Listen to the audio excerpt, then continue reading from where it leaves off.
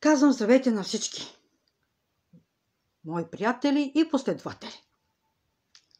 Току-що бях информирана за публикацията на стената си, който е направил Методи Стоянов. Вижте, приятели, имам чувството, че този човек просто не може да диша. Без да ме коментира, без да ме споменава, без да говори заради мен. Както ви споменах, преди едно известно време аз си поисках от него прошка. За нещата, които наговорих. Защото той не по-малко е говорил заради мене в социалните мрежи, което не е добро, понеже ние сме християни. И нещата, които сме извършили и двамата, не беше добро. Беше зло в очите на Господа най-вече. Няма да говоря, че е зло в очите на хората, защото не е толкова важно мнението на хората, отколкото по-да ми е важно мнението на Господа. Защото онова, което ние правим, като грях, като грешка, Бог е този, който ще ни прости греховете, а не човеците. Та ви казвам, че до преди малко, ми изпратиха нещо да видя, което Методи Стоянов е бил публикувал на стената си на страницата на Методи Official. Там, където си публикува песничките. Песничките, казва, така, както си иска той такива песни да си пее и дали са приети от Бог, дали не ме интересува. Защото онова, което ще кажа сега, е по-важно, отколкото за неговите песни. Знам, че това, което в момента върви, като лайв от мен, ще стигне до него. Методи Стоянов, няма ли да пристанеш да събираш хора на арената си? Да правиш цирк на хората? Няма ли да пристанеш да лъжиш хората, че си бил спечелил делото? Което няма такова нещо. Дай тогава да видим решението, защото аз нямам такова решение, което да е дошло. И да ми покажат, адвокатите ми, че ти си бил спечелил делото. Дай да видим решението. Покажи на хората действителността, покажи на хората истината. Пак ще кажа онова, с което започнах. Имам чувството, Методи Стоянов, че ти просто не можеш да живееш, да дишаш, без да ме споменаваш. Крайно време е да ме забравиш.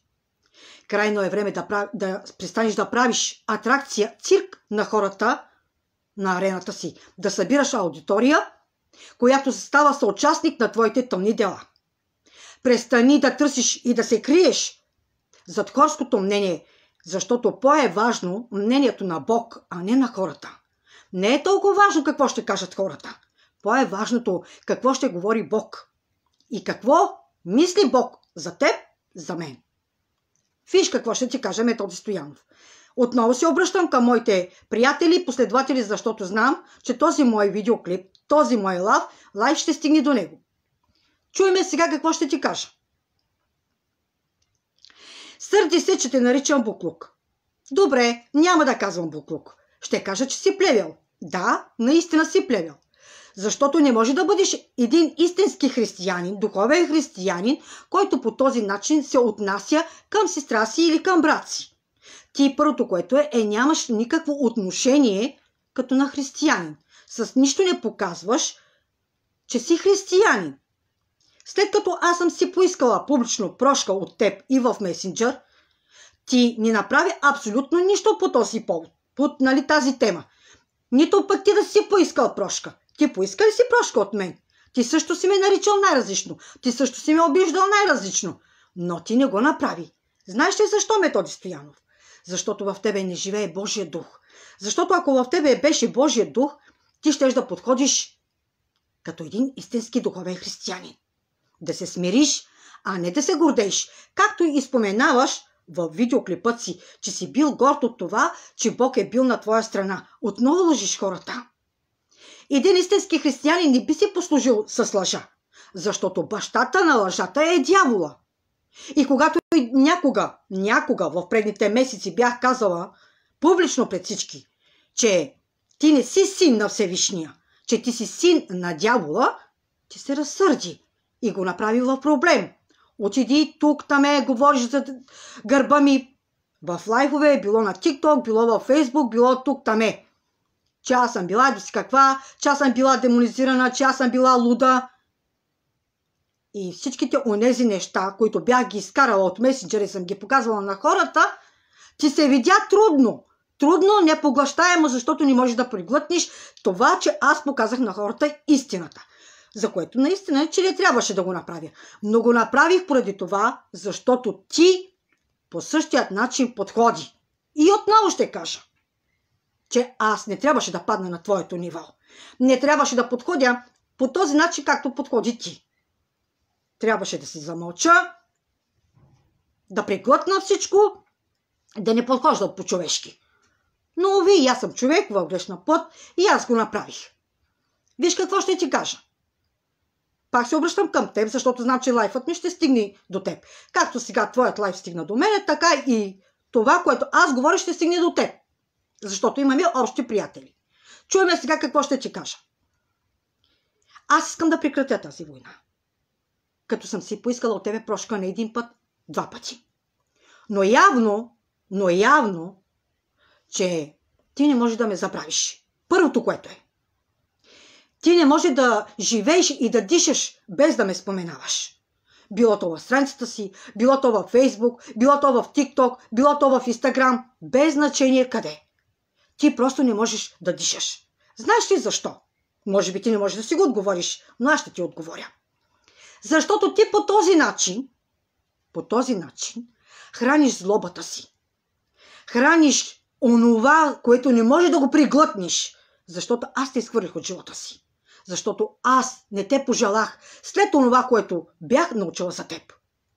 От твои хора, с които пееш, където ги наричаш, че са твои приятели, там, в твоята страница на Методи Офишъл, наричаш ги, че са твои приятели и публикуваш песните им. Но те са тези, които ми казаха за тебе какъв си, що си и така нататък. Виж какво ще ти кажа. От сега нататък, каквото искаш прави. Каквито публикации искаш прави. Каквото искаш заради мене говори. Аз повече няма да падна на твоето ниво. И преди малко ти писах в месенджер, и преди малко ти ги казах същите неща. И тук сега ти ги казвам публично пред хората, нека да чуят хората това. Защото аз тази безмислена и гнусна война няма да я продължа.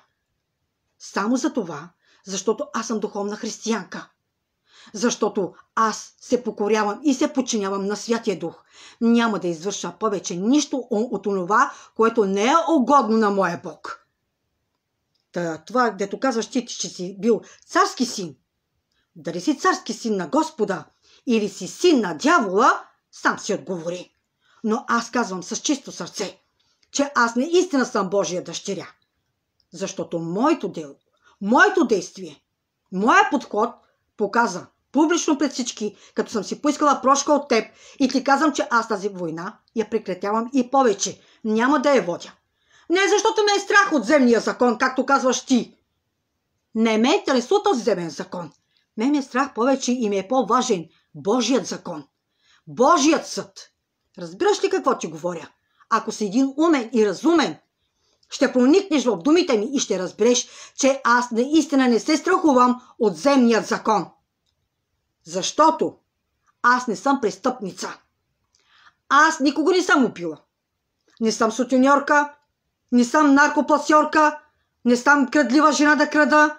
Нищо не съм извършила противно на земният закон и затова не ме е страх. Това, че ти приказваш врелини кипели бле и събираш на арената си хора, които ги вкарваш в грях да стават съучастници на твоите тъмни дела, си е твой проблем. Ти ще си отговаряш за това. Продължавай да си правиш цирка.